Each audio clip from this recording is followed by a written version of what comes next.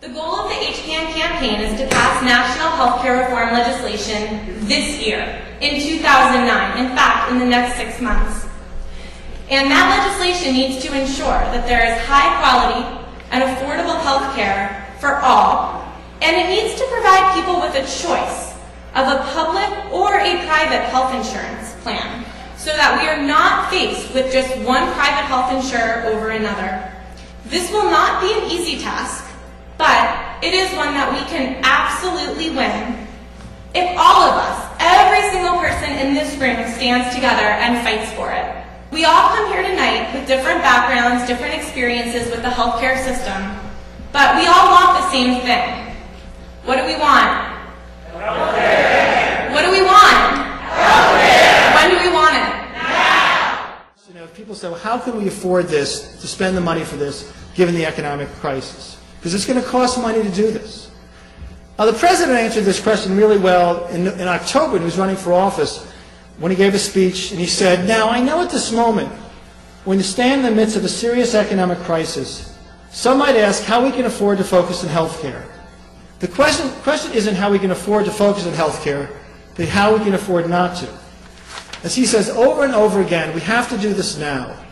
The idea that we can't afford it is the same kind of short-term, penny-wise, pound-foolish thinking that got us into this mess. The reason we spend so much money is we don't have a healthcare system that includes everyone. We don't have a healthcare system that makes the right decisions about care works.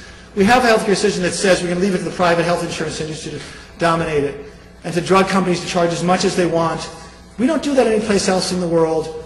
We can build an American healthcare system that builds on what works here and provides guaranteed quality, affordable healthcare for all. It'll take all of us, and in the next 5 months, working harder than we ever have. And so I'm going to ask you the same thing that I ask everybody I talk to. You're volunteer citizens and activists. And we all have busy lives.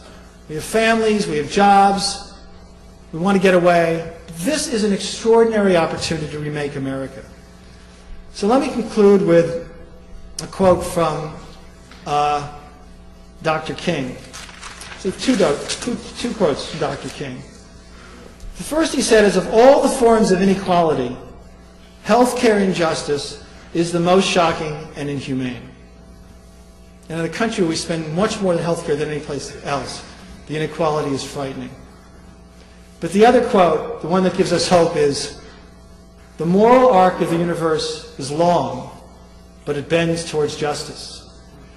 And so I want to ask you to join with me to pull really hard on that arc and to win healthcare justice for our nation, our families. The organizations that opposed the healthcare reform under Clinton 15 years ago, the ones that actually paid for the Harry and Louise commercials and all the negative TV and radio ads, actually were there and said that they want health care reform this year. And that included, the health underwriters, the insurance companies, the National Federation of Independent Business People. Now, I'm not suggesting, and I'm sure Richard wasn't either, that they're necessarily going to be with us to the bitter end. But at least now, almost everyone recognizes that this is something that has to be done this year. And I think the biggest change is that they don't feel that the current system is sustainable. So I want you to be optimistic. I'm not necessarily an optimist. 20 years in Washington, it's hard to still be the optimist.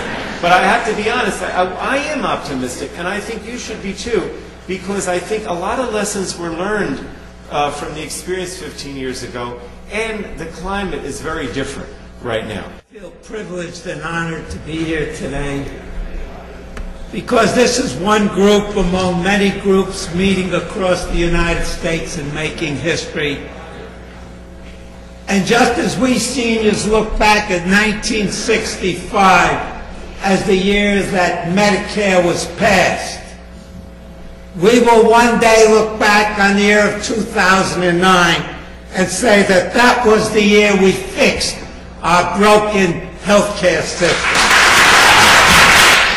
As we were driving up here from East Brunswick, my mind kept going back to the words of a former president who once said that in the passage of legislation and in electoral campaigns, that timing was everything. And as I I listened to the speakers here today, and I watched your determination and enthusiasm, I became convinced that now is the time. I own and operate, with my wife Kit, a 13-employee architectural woodworking business located in Bloomfield. In 1978, we worked, Kit and I, as a mom and pop, side by side in our shop right over here on North Willow Street. Young and healthy, we gave little thought to health insurance. Our focus was on surviving and growing a viable, profitable business. The idea that 30 years in the future we'd be writing $6,000 a month premium checks for health insurance was inconceivable. But that's what we do today. And we wonder how much of each premium dollar delivers care and how much is lost in the bureaucratic, redundant mess that is the private health insurance industry. Physicians all over the country are finally saying, we have worked too hard, wanting to provide appropriate care for our patients, and we cannot, and it's not okay. It is not okay anymore. We came into this because we believe that health is something fundamental to people, and our system is not allowing that, and it makes absolutely no sense once you start looking at it. My neighbor 10 years ago was a home care worker, a registered nurse. She didn't have health care benefits like the 2,000 home care workers I talked about a second ago. She developed cancer, was diagnosed late because she wasn't going to doctors because she didn't have insurance. She died from this cancer. But the story I want to tell is about that last week of life. The pain obviously began to grow. It got very intense. Her husband, an older man, took her to an emergency room. They sent her home. They sent her home with narcotics, pill form. But she was already at a stage where she couldn't swallow. She couldn't digest anything. She couldn't take a sip of water without throwing it up. She needed to get her painkillers intravenously, but because she had no insurance, that wasn't going to happen 10 years ago. My wife was with her and her 16-year-old son the night that she died. My wife was upstairs with her. And I was with the 16-year-old boy, and I remember this image until I can't remember anything.